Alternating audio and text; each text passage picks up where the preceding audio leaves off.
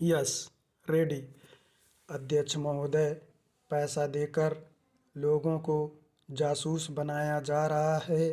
सीमा क्षेत्र में जाएं या पिछड़े क्षेत्रों में जाएं, चारों तरफ विदेशी पैसे के बल पर हमारे देश के साथ खिलवाड़ हो रहा है।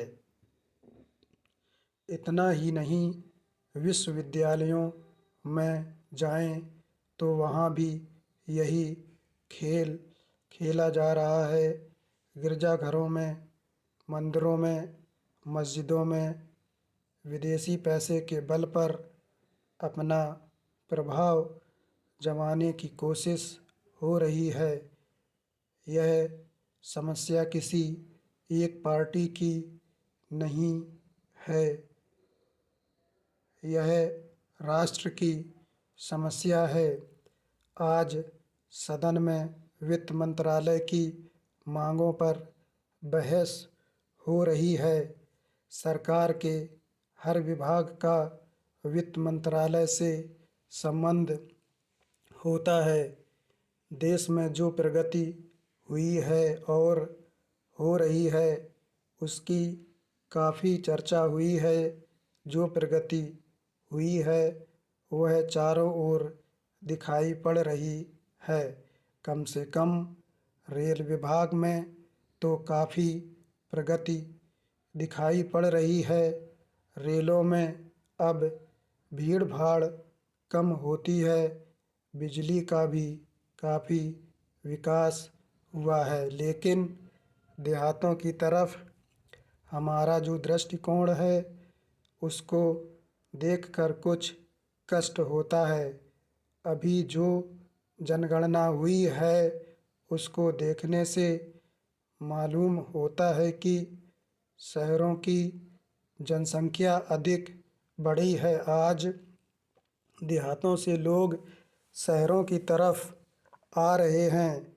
हमारे राष्ट्रपिता ने कहा था कि लोग देहातों में बसें, देहातों के जीवन को पवित्र करें, लेकिन स्वराज्य के 55 वर्ष बीत जाने के बाद भी देहातों की तरफ ना जाकर शहरों की तरफ लोग आते जा रहे हैं। इस प्रश्न पर हमको कुछ गंभीरता से विचार करना होगा। अगर देहातों में लोगों को सुख सुविधाएं मिलती जो आज शहरों में प्राप्त हैं, तो लोग देहातों से शहरों की तरफ ना दौड़ते, बल्कि शहरों से देहातों की तरफ जाते। देहात के जीवन में दो प्रकार की चीज़ें थीं। एक तो जमींदारी प्रथा थी और दूसरे वे लोग थे जो रुपए का लेन देन करते थे। जमींदारी प्रथा समाप्त हुई, इससे लोगों को कुछ राहत मिली। जहाँ तक रुपए के लेन देन का प्रश्न है, पहले 25% तक का ब्याज लिया जाता था।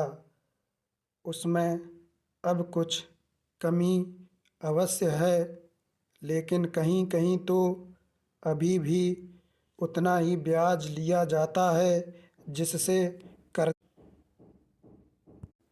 लेने वाला उसके चंगुल से नहीं निकल पाता।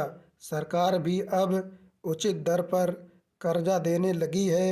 इस वजह से कहीं कहीं पर साहूकारों के ब्याज की दर में कमी आई है, ऐसा लोग मानते हैं और अच्छा भी है।